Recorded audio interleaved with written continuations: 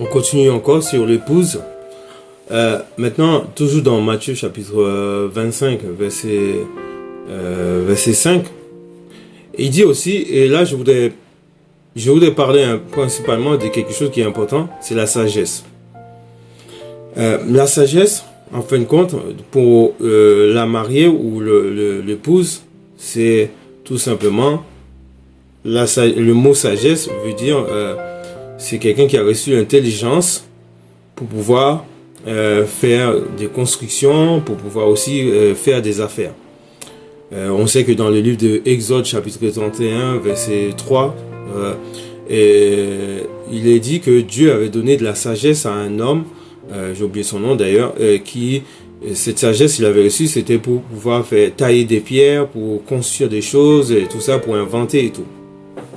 Je ne sais plus si c'était Betsaléel, quelque chose comme ça. Et la sagesse de l'épouse qui va attendre Jésus, cette sagesse qu'on a, eh bien, c'est vraiment très important parce que nous avons été choisis pour être non pas des vierges folles, mais bon, je vais en revenir dessus, les vierges folles, mais être des vierges sages. Et quand tu es sage, ça veut dire que tu as l'intelligence de construire, tu as l'intelligence d'entreprendre, tu as l'intelligence aussi de réussir, tu as l'intelligence aussi de faire preuve de persévérance, de courage et aussi de bataille aussi.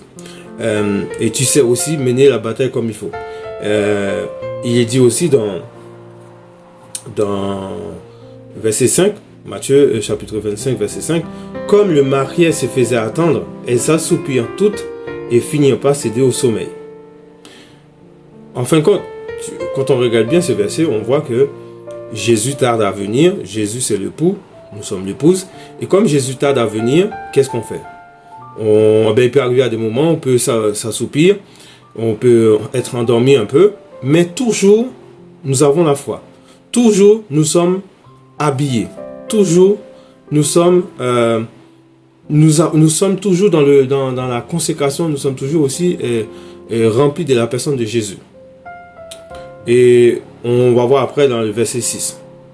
Et le but, même si nous dormons, même si nous sommes éveillés, le plus important, c'est que notre foi soit toujours ancrée en Jésus, sur le roc, afin qu'à n'importe quel moment, à n'importe quelle heure, nous soyons prêts pour ce départ, afin que le nom de Jésus soit glorifié dans notre vie. Merci Seigneur. Amen.